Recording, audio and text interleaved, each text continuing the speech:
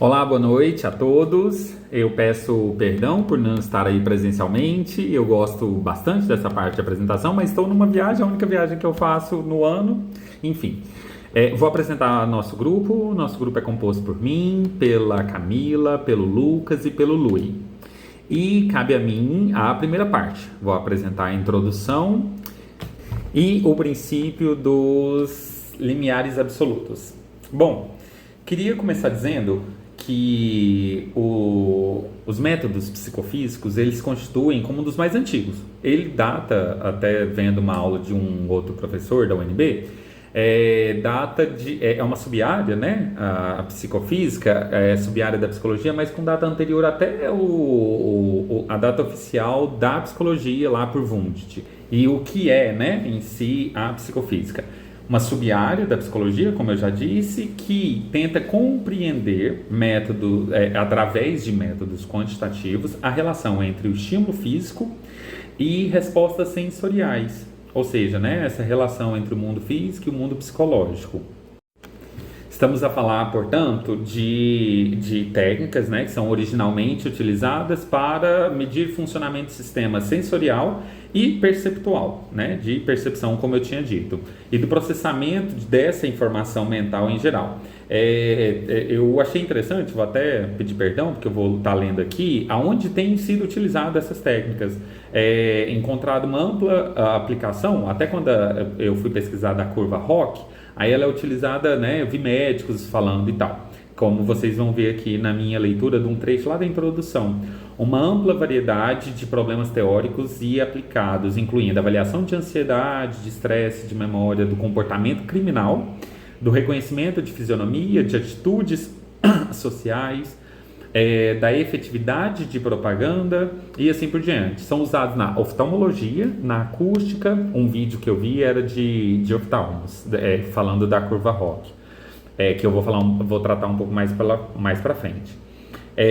Para medir o gosto, tato, odor de produtos comerciais que variam os gêneros alimentícios até sabão em pó. E aí esses testes também são utilizados aonde? Na seleção de pessoal para trabalho, situação em que as aptidões sensoriais constituem uma indicação prévia de sucesso, como o caso de pilotos de aviação e áreas militares, né, como detecção de alvos e raio-x.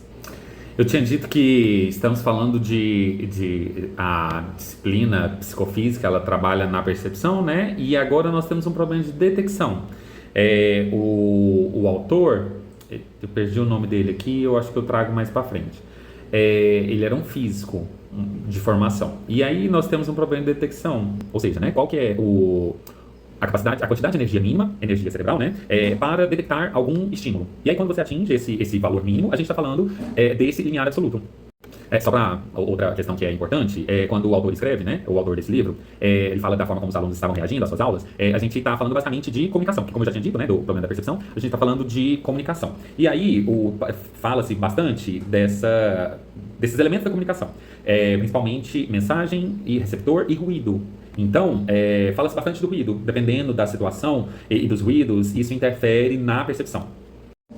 Agora, já indo para finalmente, porque senão eu ocupo o tempo da turma, quero falar da função psicométrica, né, que é essa probabilidade de detecção em função da intensidade do estímulo.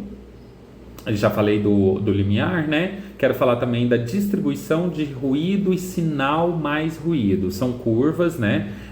Dadas em gráficos, como eu tinha dito, é uma tentativa quantitativa de fazer essas análises, tá? Então, essa atividade sensorial ela é descrita por distribuições geralmente em Gauss, tá? Um estímulo altera a distribuição dessa base, gerando a de sinal mais ruído, que ela é quase equivalente no gráfico, né? Faz-se ondas com o estímulo, e aí faz uma outra de estímulo mais sinal mais ruído logo após. E elas são equivalentes e elas se repetem. Já entrando lá no rock novamente, né, nós temos um Dzinho, tá chamando aqui de D prime na inteligência artificial, mas eu não acredito que era delta, mas o B eu identifiquei como beta, mas esse D ele está chamando de separação entre a distribuição de ruído, né, ou seja, sinal e ruído, e o beta é a posição do critério. E essa curva ROC, que ela é dada assim, é um gráfico que mostra a relação entre acerto e alarmes falsos, aquilo que eu tinha já dito agorinha. Ela é utilizada para analisar o desempenho sensorial em diferentes critérios. No caso aqui da psicologia, em diversos testes.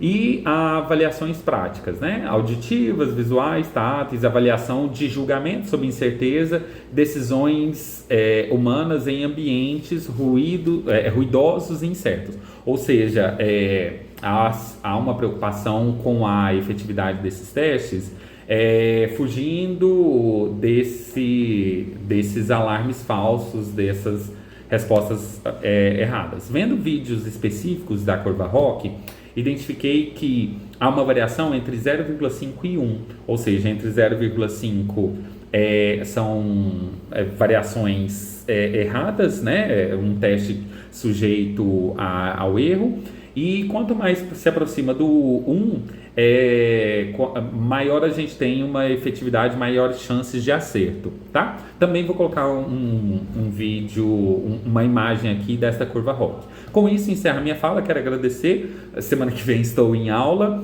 Muitíssimo obrigado, até mais. Passo a palavra para o próximo.